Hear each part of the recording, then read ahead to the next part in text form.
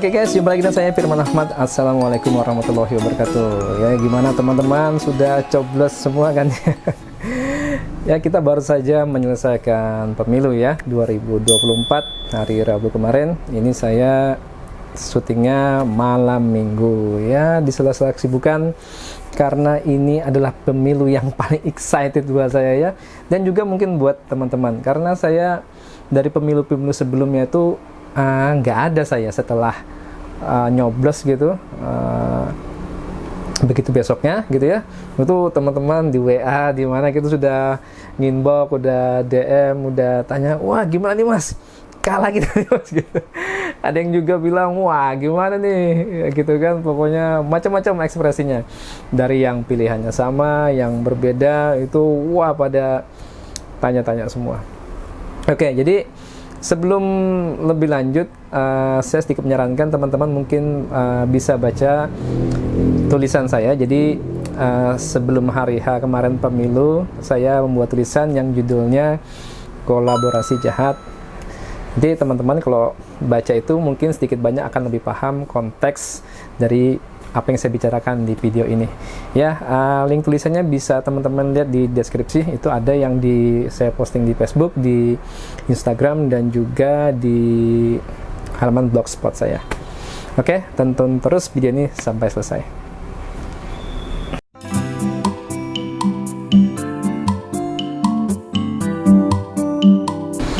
Ya, gimana, sudah ada yang baca atau belum? Nah, pokoknya nanti ya dibaca lah ya.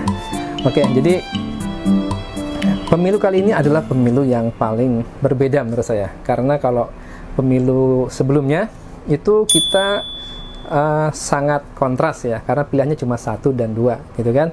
Itu kayaknya mendikotomikan banget gitu. Itu saya masih ingat banget tuh pemilu yang dua pemilu sebelumnya itu kita benar-benar terpolarisasi ya. Itu di grup keluarga ada yang sampai gontok-gontokan gitu, sampai nggak teguran lagi gitu, om sama tantenya itu ada ya, teman-teman juga ada, dan tidak terkecuali di lingkungan saya juga sendiri ya. Ada beberapa teman yang sangat fanatis dengan pilihannya gitu ya, pokoknya bela mati-matian. Ya wajar aja, karena waktu itu kan kita tidak tahu apa yang akan terjadi di masa yang akan datang ya. Dan ternyata setelah 10 tahun ada beberapa teman-teman yang akhirnya melihat rekam jejak gitu kan ya, melihat data dan fakta rejim ini, akhirnya mereka menginginkan perubahan.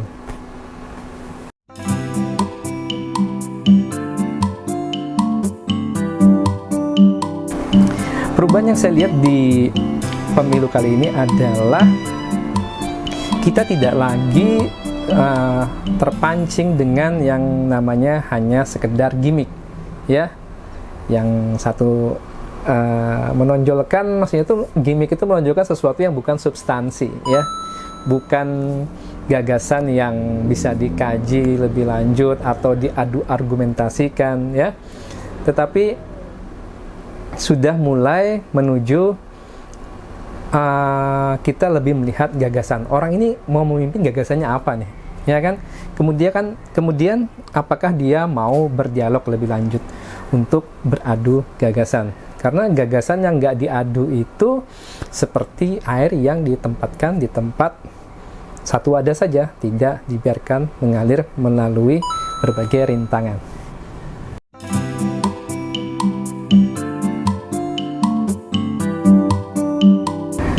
Saat quick count ditampilkan di media sosial dan juga TV, itu banyak udah teman-teman yang WA saya, gimana nih mas, wah kalah. Saya santai aja ya menanggapi itu, dan saya katakan kepada teman-teman yang pilihannya sama dengan saya katakan mereka baca dulu tulisan saya, nanti di situ lihat konteksnya. Kemudian saya sampaikan bahwa quick count itu buat saya tidak lebih dari sekedar penggiringan opini saja ya. Jadi quick count itu sesuatu yang seperti tukang sihir lemparkan kepada kita untuk memaklumkan secara tidak sadar, masuk ke alam bawah sadar gitu ya, untuk memaklumkan kepada kita kepada sebuah skenario yang memang sudah didesain.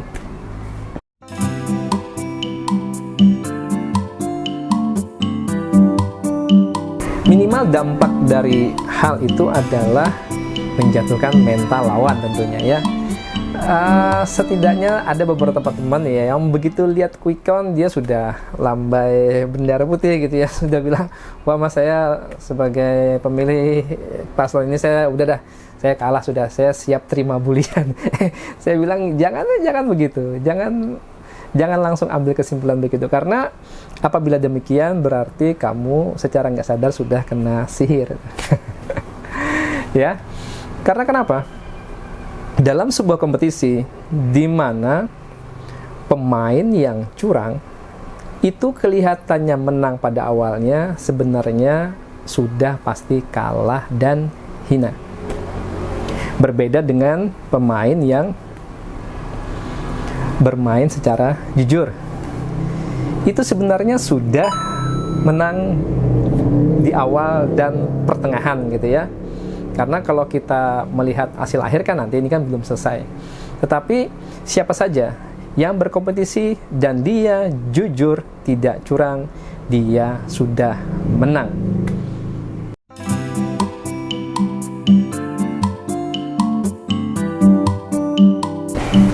Buat saya pribadi, pilihan saya itu sudah menang karena sudah berhasil membuat perubahan. Setidaknya buat saya pemilu 2024 ini sudah berubah, sudah naik levelnya dibanding 2 pemilu sebelumnya, di mana pada waktu itu kita hanya tergiur pada gimmick ya, tergiur kepada sesuatu yang bukan substansi ya. Sekarang orang sudah melek gagasan, sudah melek ide, sudah melek berdialog ya, sudah pingin berdiskusi secara langsung, tidak malu-malu, tidak takut untuk menyampaikan gagasan, menguji gagasan ya, baik tua sampai muda, apalagi yang muda. Kebetulan saya hadir pada sebuah acara yang teman-teman ya pasti tahu lah acara apa itu. Jadi paslon ini datang, kemudian kita tanya berbagai macam pertanyaan yang bebas, walaupun waktu itu saya nggak kebagian kesempatan mau tanya, padahal saya mau tanya sesuatu yang menurut saya cukup killer lah pertanyaannya.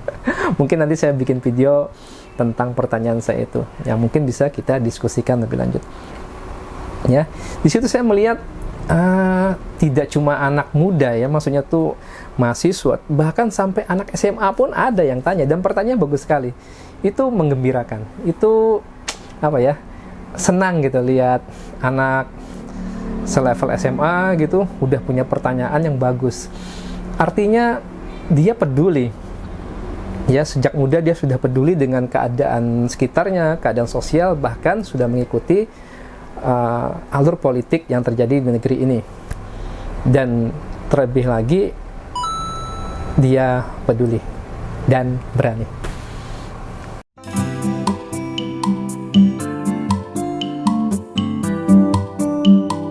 Ya, jadi selain yang tadinya daun lihat quick count, ada juga fenomena yang menarik ya di saat quick count itu keluar, yaitu keluarnya seperti brudu yang baru keluar saat musim hujan gitu.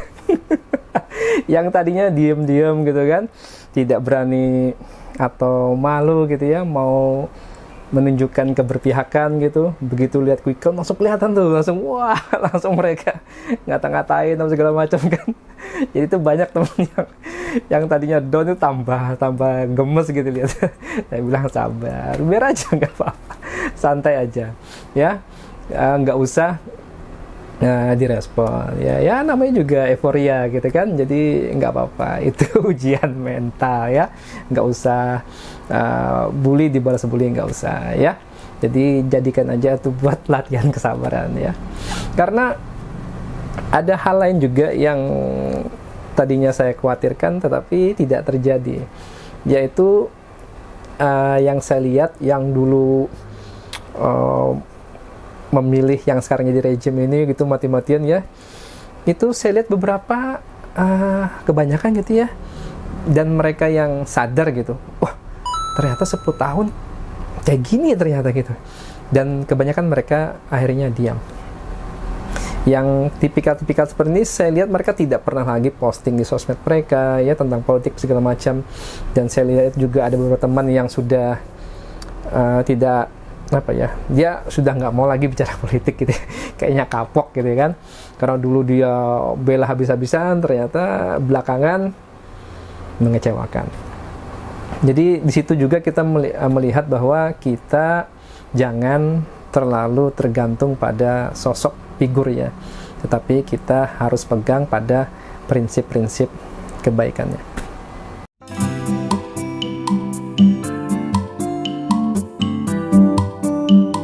Selain itu di sosial media juga saya melihat setelah quick count itu tidak serta-merta yang ini yang saya lihat yang kebanyakan ya, tidak serta-merta langsung down gitu, langsung jatuh mental, tapi saya lihat malah di sini muncul gerakan-gerakan relawan gitu yang akhirnya bahu-membahu ya, gotong royong virtual untuk mengumpulkan bukti-bukti kecurangan ya, bukti-bukti yang janggal yang terjadi di proses pemilu kali ini. Menurut saya itu adalah revolusi kultural ya. Jadi orang karena memiliki tujuan yang sama, walaupun tidak pernah ketemu, tidak kenal, tetapi bisa bergotong royong di sosmed yang tidak lain adalah dunia virtual. Itu adalah sebuah perubahan yang baik.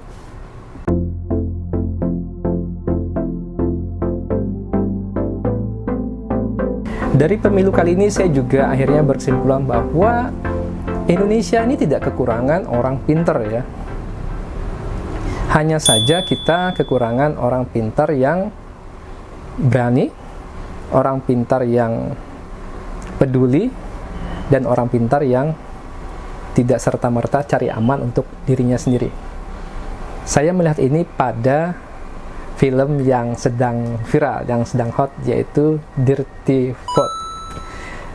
Dirty Vote buat saya adalah sebuah akumulasi dari bentuk kepedulian orang-orang pintar yang masih mengikuti hati nuraninya dan berani. Ya, mereka dengan bergotong royong, ya, berkolaborasi untuk mempresentasikan data dan fakta supaya bisa kita pahami dengan baik.